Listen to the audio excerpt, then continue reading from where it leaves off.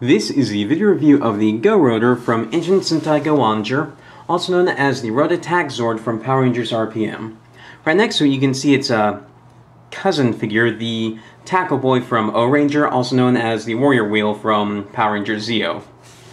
Now, it's sort of interesting how the concept of a wheel mecha has changed in Sentai over the years, where this thing is meant to actually roll around. It stays on its side because it's very flat, whereas this one was meant to fall. The idea was you would roll around a bit, then it would turn around, and then it would do that. Now this guy, he is meant to, the rolling is actually meant to be a play feature. It's not just, oh, it rolls because it's a wheel, obviously. What happens is, if you take his engine soul, I don't think this was actually called an engine soul, it was a, because I think it was artificial, I think it was called a token soul or something like that. I have not actually seen Go-Onger, I don't know, but what would happen would be is you would put it in, and this really reminds me of Soundwave right here, and you put it in. Now, you notice there's no activation sound, whereas if you put an engine soul into any other of the 12, like if you put in Speedle, then Speedle, I love that name. If you put in Speedle, it would have an activation sound, kind of like this. Now, see, the way I activate that is there's a button down there, and the idea is, as you roll it, you'll press that button. So that as you move it, makes lights and sounds. But the other interesting thing about this is with this token soul here, what happens is, these buttons right here press the different buttons on the underside. This one makes that sound. That sound. And then this pushes both of those buttons at the same time to get... Now that's typical engine soul activity. What's interesting about this one is if you press the button after you do any of those, it'll do a different attack sound. So rather than doing the standard activation sound, now what we'll do...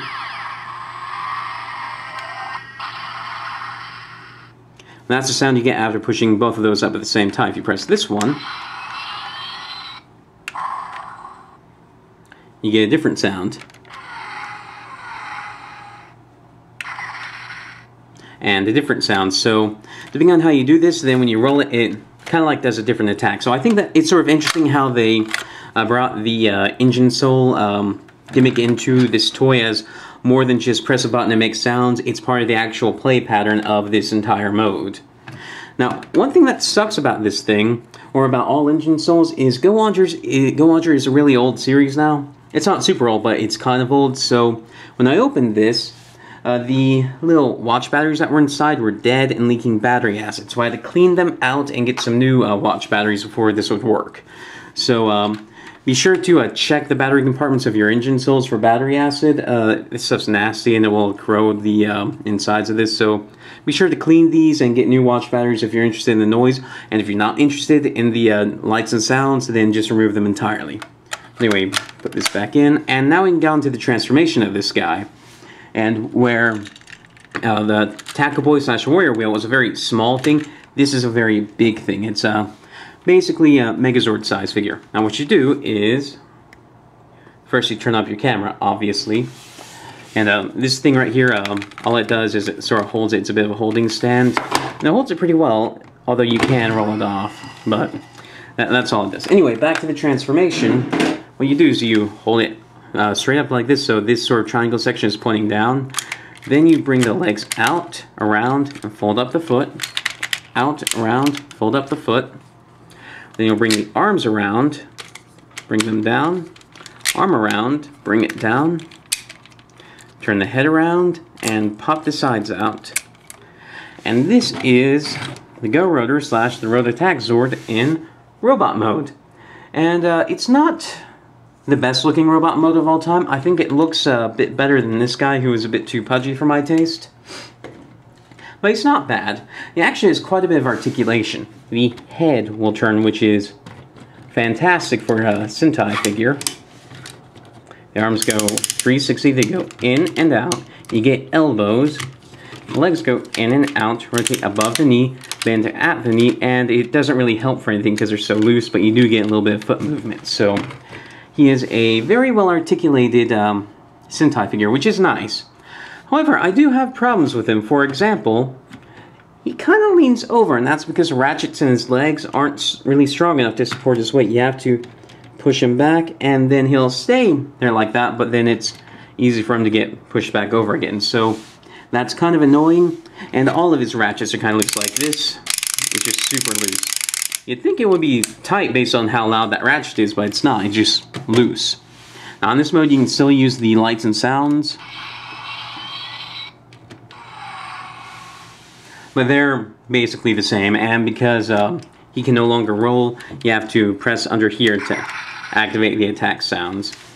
And that's actually about all there is to the Go-Roader / Road Attack Zord. It's a pretty simple thing. It doesn't really combine with anything else. I mean, I guess if you put the engine O behind the little thing right here, you can have it kick it in the wheel mode. But that's about it. Now, I like it. I like the way it looks. It's a nice size. It looks good on the shelf. But it doesn't really have the same presence that a lot of other Sentai figures have. It looks more like a Transformer kind of, especially with this detailing right here that looks like a G1 Transformer. And then because it doesn't have a foreign back at the thigh, it ends up being kind of not a letdown, but not as much as it could be. It doesn't have the posability to back up it not being as interesting, because the transformation is absurdly simple, and it doesn't have the... It's not as cheap as this thing was, and it doesn't have the fun of the other transformation gimmicks. So it's a little bit underwhelming, but it's not bad. So if you're into Go-Onger, you really want to get a complete set of the Go-Onger mecha, then by all means get it. If you like Power Rangers RPM and you want to get all the Zords from that, by all means get it. But by itself, it's not that great. Anyway, this has been a review of the Go-Roader. I review Power Rangers, Sentai figures, Macross figures, Transformers, lots of stuff like that. If any of that sounds interesting, please subscribe. Be sure to check the video description down below for any relevant links, like to our Facebook page, and thank you for watching.